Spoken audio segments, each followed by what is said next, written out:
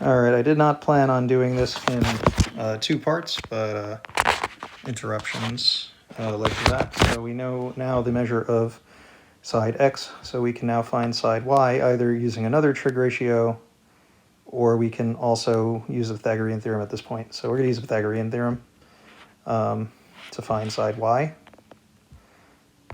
I'm going to just work up here. So that is we were looking for a side that, again, is not the hypotenuse. So we're going to do 23 squared plus y squared equals 120.54 squared. I'm just going to use a calculator I have off to the side here. So 23 squared is 529 plus y squared equals 120.54 squared is a big number, 14,529.8916. I'm running out of space. Let me move this over a little. Okay, so I'm purposely writing all of the decimals for this value because I'm only going to be rounding final answers. So it's 0.8916. I'm going to subtract the 529 to the other side and get y squared equals, give myself a little more room, y squared equals 14,000.8916. And I'm going to have to take the square root of both sides. So we do that, we get that y is equal to, just using a calculator, so square root of 14000.8916. And now, because this is a final answer, I'm going to round that to be 118.33. So that's going to be the measure of this side here. That is 118.33. Because I get 325, and the 5 is going to round up to 3. This is different from when I did my answer key, because when I did my answer key, I accidentally wrote that this angle was 21 degrees, which led me to a whole bunch of wrong answers. But either way, now to work on the problem. So to find so we have all three sides, we have all three angles. Now we just need to find the 12 trig ratios. So the sine of E is going to be the opposite, which is the 118.33 divided by 120.59, which, if I use a calculator, 118.33 divided by 120.59, I get 0.981, or 0.98. So that's going to be the first of these. And based on what we've seen in the previous problem, that means the cosine of D, the other angle, is going to also be 0.98.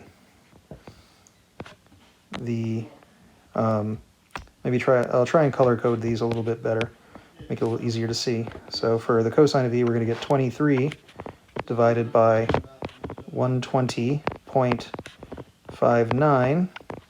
So 23 divided by 120.59 equals 0.19 or 0.19.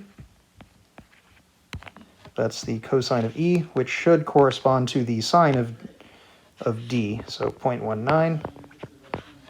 The tangent of E is going to be the opposite side divided by the adjacent, so that's going to be the 118. 118.33 divided by 23. Just using my calculator. 118.33 divided by 23 is 5.14. So that is our third. Now, the tangent of E will be equivalent to the cotangent of D. And this is just because the opposite and adjacent switch for all of these values. Now the cosecant of E is just going to be the reciprocal of sine of E, so that would be 1 divided by 0.98, which is going to be, let me use a different color. So I'm going to use orange here. So it's going to be 1 divided by 0.98, which is going to be equal to 1 divided by 0.98 on my calculator is 1.02. So that is the cosecant of E, which will correspond to the secant of D, which is 1.02. The secant of E is going to be, running out of colors, use whatever color this is. So this is going to be 1 divided by 0.19, which on a calculator is going to be 5.26, which should correspond with the cosecant of angle D. And now one more to go, so that's going to be, go back to black. I haven't used black for anything yet. So 1 divided by 5.14. So 1 divided by 5.14 is 0.19. 0.19, which should correspond to the tangent of D, so 0.19. Oh wait, is that right? Because that's what I got for the cosine of E. They don't usually happen to be the same thing, so I'm concerned that I've made an error somewhere. I guess I can't really argue with it. If I check back in my calculator's memory, did I use the wrong side, perhaps? Let me just check that the 0.514 was correct to begin with. So it should have been 118. All right, so 118.33 divided by 23 should have been 5.14, which is the tangent of E, and the reciprocal of that. I guess it's 0.19. So that's how you can use the first 6 to find the other 6 fairly easily. All right, let's take a look at the next page. So all of these problems come from examples that are on Delta Math. So I've reduced the number of problems you have to do on Delta Math to 2 instead of 3, because I'm going to go over 1 and then you're going to be doing 1 on the worksheet. So firstly, let's take a look at problem 5. It says we're given that angle A has a sine of 12 over 37, and that angle A is in quadrant 1. So I've drawn a diagram showing a point, which isn't necessarily on the unit circle, just that the angle's sine is 12 over 37. So it says to find the exact value of the cotangent of A in simplest radical form. So I've drawn a right triangle. Because I know that sine is opposite over hypotenuse, I labeled the hypotenuse 37 and the opposite 12. So in order to find the cotangent, and remember cotangent is just the reciprocal of tan, so the tangent is the opposite divided by the adjacent. So the cotangent is going to be equal to the adjacent over the opposite. So in this case, I don't know what the adjacent is, so I have to find that, which means I have a right triangle. Got to use the Pythagorean theorem to find the measure of the missing side. So that's going to be 12 squared plus x squared in this case, because we don't know what it is, equals 37 squared, because that was the hypotenuse. So 12 squared is 144. 37 squared, according to my calculator, is 1,369. This is equal to x squared plus 144. If we subtract the 144 from the other side, we get x squared is equal to 1,225. If we take the square root of both sides, we get that x is equal to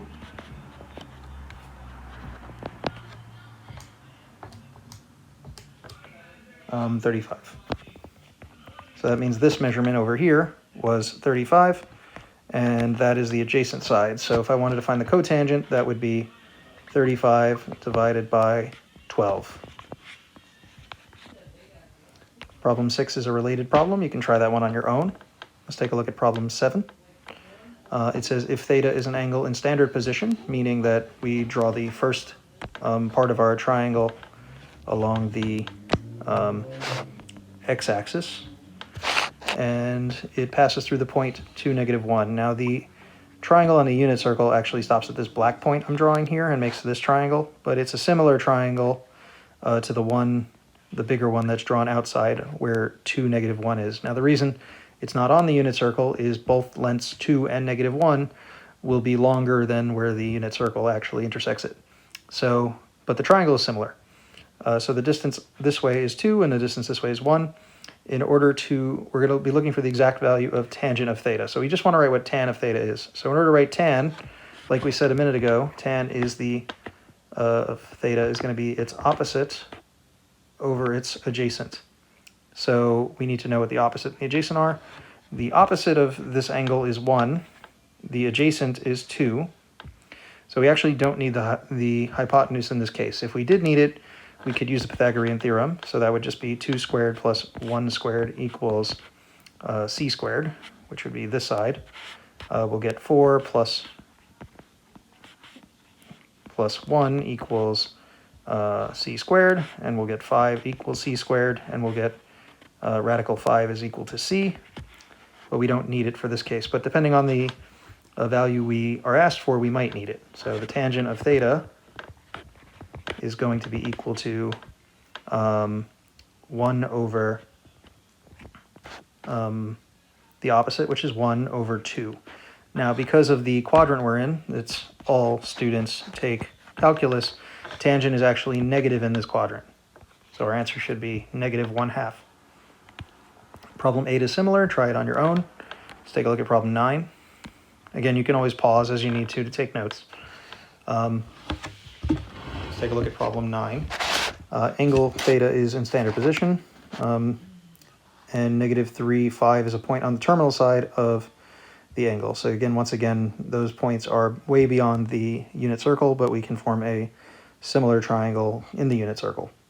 It says, what is the exact value of sine of theta? So that is not the, it says with a rational denominator.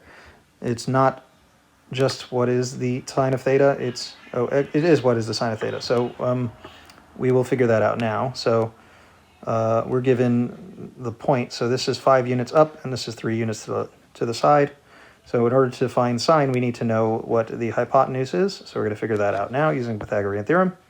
3 squared plus 5 squared equals, I'll call it h squared in this case. So we'll get 9 plus 25 equals h squared. If I add, I'll get 34 equals h squared. And that gives me radical 34 is equal to h. Now, there is no perfect square that goes into radical 34, so I'm going to have to leave it that way. So that is the measure of this side, so radical 34. So to find the sine of theta, it's going to be equal to the opposite side, which was 5 in this case, divided by the radical 34. But because I need a rational denominator, I'm going to multiply the top and bottom by radical 34. And we're going to get the sine of theta is equal to 5 radical 34 over 34. Now, should the sine of this angle be positive? Well, let's look at the angles in question. So based on the quadrant it terminates in, all students take calculus. We are in quadrant 2 where sine is positive, so this is the correct answer. We don't need to make it negative. All right, problem 10 is similar. Try that on your own. Let's try problem 11. Now, on problem 11 is similar to a problem on Delta Math that is actually going to have a point drawn on a circle. So they will have to tell you what quadrant it is in. We are told there is a coordinate on the unit circle, that is specifically on the unit circle. That is the coordinate -1/2 y. So we want to find out what the value of y is in simplest form. So based on this drawing, this distance here is 1/2, and this distance is y. So we're going to figure out what the measurement of y is, because this is a right triangle, and we know this side is 1, so we're going to use Pythagorean theorem. Actually, we're going to be using the Pythagorean identity, because we know our x value is cosine and our y value is sine. So we're going to be changing a squared plus b squared equals c squared, in this case, into that function, into the identity. So the a value is going to be our sine square theta. So this is the same thing as sine square theta. We don't know what this is, so this is our y squared. Our b squared in this case is cosine square theta, which we do know, which is going to be -1/2. We're just going to write 1/2 because it doesn't really matter what the sign of these problems are. We need to know what quadrant it's in order to determine what that'll be. And in this case, the c squared is going to be 1 squared, which is the same thing as 1. So in the identity, we just write 1, not 1 squared. So this is going to equal 1. So now we're just going to solve this equation to figure out what y is, and then we can determine if it's positive or negative based on the quadrant that we are in. So we get y squared y squared plus 1/4 equals 1. By subtracting the 1/4 to the other side, we get y squared is equal to 3/4, and by taking the square root of both sides, we get y is equal to radical 3 over 2. So, based on the coordinate that we are looking at, the y value must be negative. Another way to look at it is we just found the sine value, and in this quadrant, all students take calculus, this is the tan quadrant for positive, which means sine cannot be positive in this quadrant. So our answer is negative radical 3 over 2. Problem 12 is very similar. Problem 13 is a similar type of a problem, only we're not going to be using quite as easy numbers for this. So we're given that the sine of theta is equal to -2/3, and angle is in quadrant 3. So once again, we're in quadrant 3. The other problem is in quadrant 3 as well. So I'm just going to sketch the point into that spot. Once again, the y value is our sine value, and our x value is our cosine value. So we're asked to find the cosine of theta, so we're just going to use the same method we just did a moment ago. So sine square theta plus cosine square theta equals 1. In this case, sine square theta is, I'm just going to write 2/3. It doesn't really matter if I have a positive or negative on it. Plus, I'm just going to call this x squared equals 1.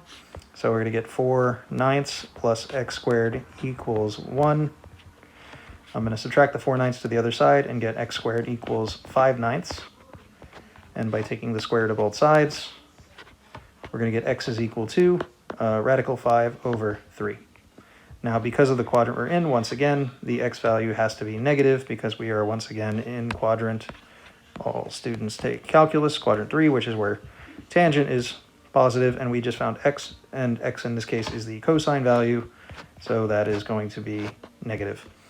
If you have any questions, let me know. I apologize for the video getting separated into 2 parts, but hopefully this was clear. I did half of the worksheet for you, so you shouldn't have too much left to do here.